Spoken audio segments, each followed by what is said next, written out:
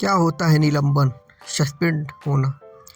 निलंबन का अर्थ नौकरी से निकालना नहीं होता है।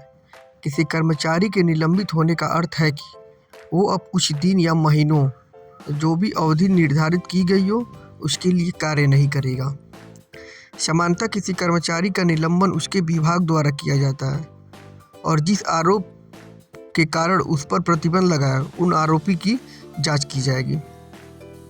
यदि कर्मचारी संबंधित आरोपी से बरी हो जाता है या उसे आरोपों को दोषी नहीं पाया जाता तो उसे फिर से नौकरी पर बहाल किया जाता है। ये विभाग के वरिष्ठ अधिकारी के द्वारा किसी जूनियर कर्मचारी के ऊपर किसी गंभीर दोषों के आरोप के आधार पर उसे निलंबित करने का अधिकार होता है। निलंबन की अवधि बहुत अधिक नहीं होती है।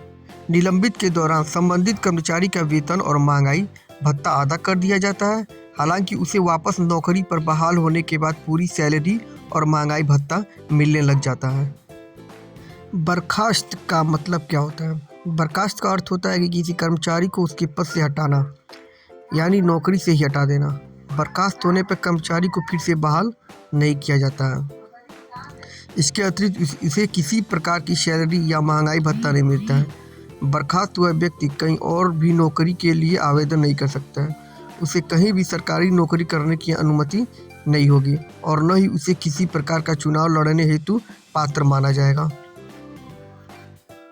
अब जानेंगे कि सस्पेंड क्या होता है। किसी कर्मचारी के सस्पेंड होने का अर्थ होता है कि उसे कुछ समय के लिए उस पर लगे किन्हीं आरोपों के चलते उसे कार्य करने की मनाही होती है। जिस व्यक्ति कर्मचारी को सस्पेंड किया जाता है उसे सिर्फ आधी सैलरी मिलती है और साथ ही आधा महंगाई भत्ता। जैसे ही उस पर लगे आरोपों की जांच पूरी हो जाती है और उसे निर्दोष पाया जाता है तो उसे फिर से उसकी नौकरी पर बहाल कर दिया जाता है।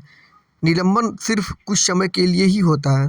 ऐसे ही लीगल जानकारी के लिए हमारा चैनल जरूर सब्सक्राइब करें। धन्यवाद।